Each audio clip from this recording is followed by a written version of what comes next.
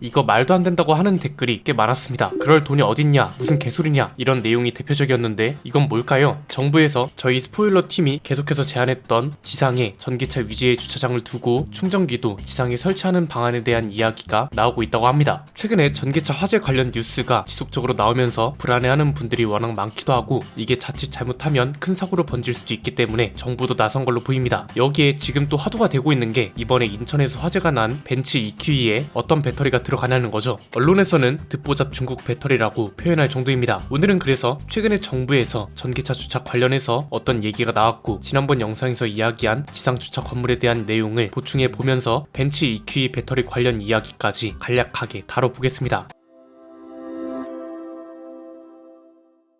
불안한 전기차 더는 두고 못 본다, 화들짝 놀란 정부, 안전대책 곧 내놓는다, 이런 기사가 나왔습니다. 아무래도 최근 화재가 워낙 이슈이다 보니 배터리 안전 강화부터 소방 대책까지 중점적으로 논의가 나왔고, 지상에 전기차 주차장과 충전기를 설치하자는 내용도 언급되기 시작했다고 합니다. 이게 뭐 어느 부처 하나만 나서는 게 아니라 산업통상자원부, 행정안전부, 국토교통부 이렇게 아예 범정부가 나서서 대책을 꾸린다고 합니다. 우선 가장 앞에 놓여있는 건 소방안전대책이라고 합니다. 내년부터 강제 인증 제도를 시행할 예정이고요. 이번 대책은 지난번 영상에서도 말씀드렸던 대로 화재가 발생했을 때 어떻게 대응하느냐에 초점이 맞춰져 있습니다. 간단합니다. 우선 전기차 화재 진압 장비를 늘리는 거, 이게 지금 이동식 수조가 확실한 방법이기도 하지만 좁은 공간에서는 사용할 수 없다는 단점이 있잖아요. 국립소방연구원이 작년에 전기차 화재 대응 가이드라는 걸 냈었는데 여기서 언급되는 게 질식 소화 덮개입니다. 이걸로 하면 불이 완전히 꺼지냐? 그런 건 아닙니다. 대신 연기가 발생하는 걸 억제할 수 있고, 다른 차로 불이 옮겨 붙는 것도 일정 부분 막을 수 있다고 합니다.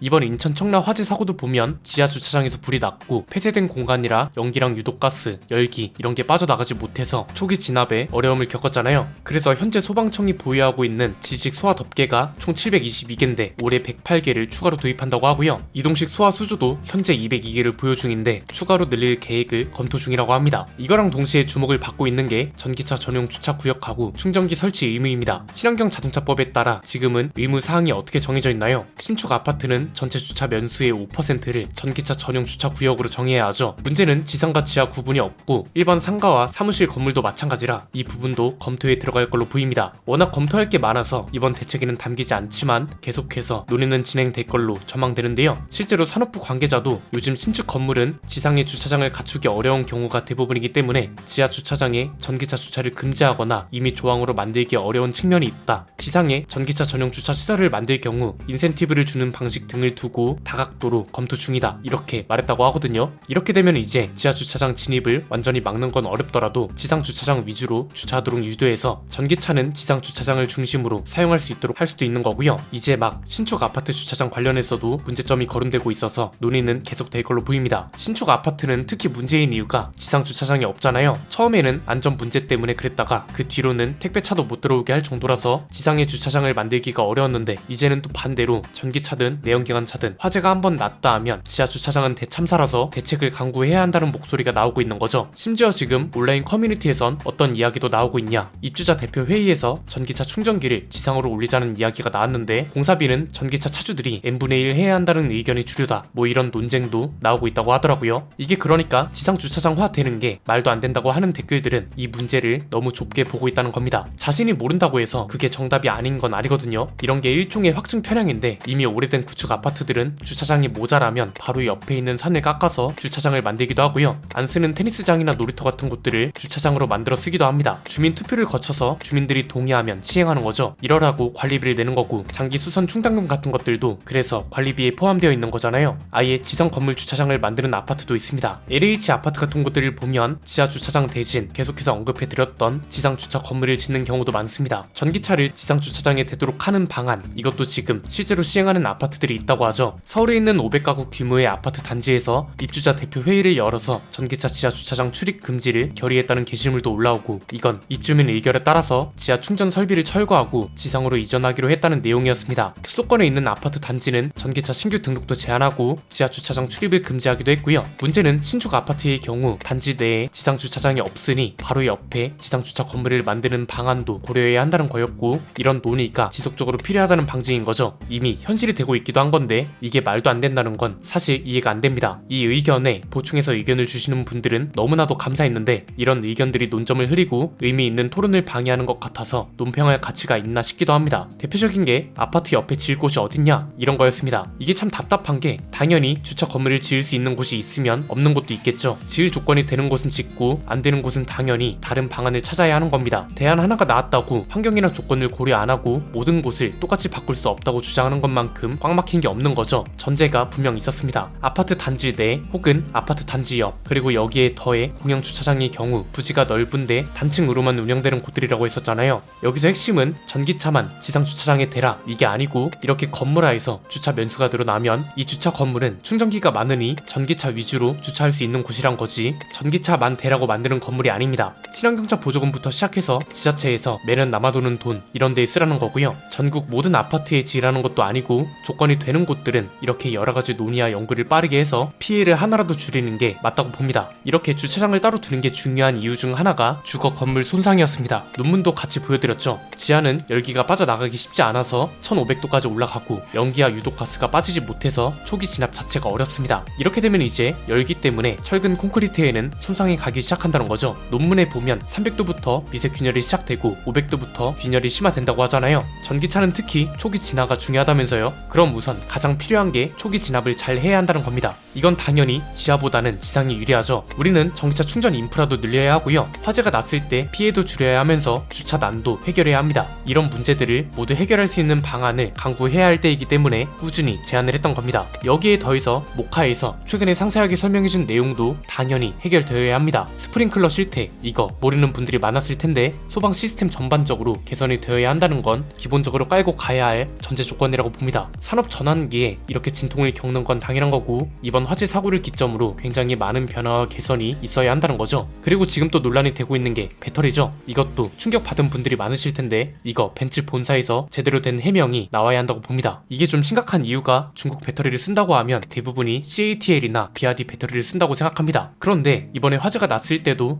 CATL하고 BRD가 엄청 욕을 먹었고 역시 중국 배터리는 안 된다 부터 시작해서 중국 배터리를 쓰는 다른 브랜드 차들도 전수조사해야 한다는 말이 나올 정도였습니다. 그런데 이번에 화재가 난 벤츠 EQE에 들어가는 배터리는 CATL도 BRD도 아니었죠. 이 EQE에는 중국 페러시스의 배터리가 들어가는 걸로 알려졌습니다. 아마 대부분이 처음 들으셨을 건데 문제는 이 배터리가 들어간다는 사실보다도 사람들이 왜 CATL 배터리가 들어간 걸로 인지하고 있었냐 이게 중요합니다. 간단합니다. 벤츠에서 그렇게 말했기 때문입니다. 벤츠 코리아는 2022년 EQE를 국내에 출시할 당시에 중국 1위 배터리 업체 CATL의 NCM 배터리가 들어간다 이렇게 말했고요. 벤츠 본사도 마찬가지로 전기차 개발 총괄 크리스토프 스타신스키도 국내 언론하고 인터뷰를 진행했을 때 EQE에 탑재되는 NCM 배터리는 중국 1위 배터리 업체 CATL이 공급한다 이렇게 말했기 때문입니다. 그리고 이번에 벤츠 코리아 관계자는 또 뭐라고 했냐 아직 사고 조사가 진행 중인 만큼 어떤 업체 NCM 배터리가 장착된 것인지는 확인해주기 어렵다. 다만 CATL은 아니다 이렇게 말했다고 합니다. 이 페러시스라는 회사가 설립된 건 2009년 중국에서였습니다. 그리고 2018년에 처음으로 벤츠와 NCM 배터리 주문 계약을 맺었다고 합니다. 이 회사 배터리는 화재 위험 때문에 2021년 중국에서 대규모 리콜을 진행을 했었고 어떤 내용의 리콜이었냐 고온 환경에서 급속 충전을 할 경우 화재 발생 가능성이 높아지는 것으로 확인됐다. 페러시스도 결함을 인정, 리콜 비용 전액을 부담했다. 중국 언론의 말을 인용하면 이렇습니다. 그러니까 이건 지금 그래서 화재 이후로 화재 관련 문제만 개선하면 될 줄 알았더니 벤츠 전기차 전반적으로 여파가 번지고 있는 상태란 거죠. 정부 부처는 그래서 화재 발생 후 대응 방안 개선뿐만 아니라 벤츠의 해명도 제대로 들어야 할 것 같고요. 이걸 해명하지 못하면 여론상 문제가 꽤 심각해질 것으로 보입니다. 오늘 내용은 여기까지입니다. 내용이 유익하셨다면 구독과 좋아요 알림 설정 부탁드립니다. 지금까지 저는 안피디였습니다. 감사합니다.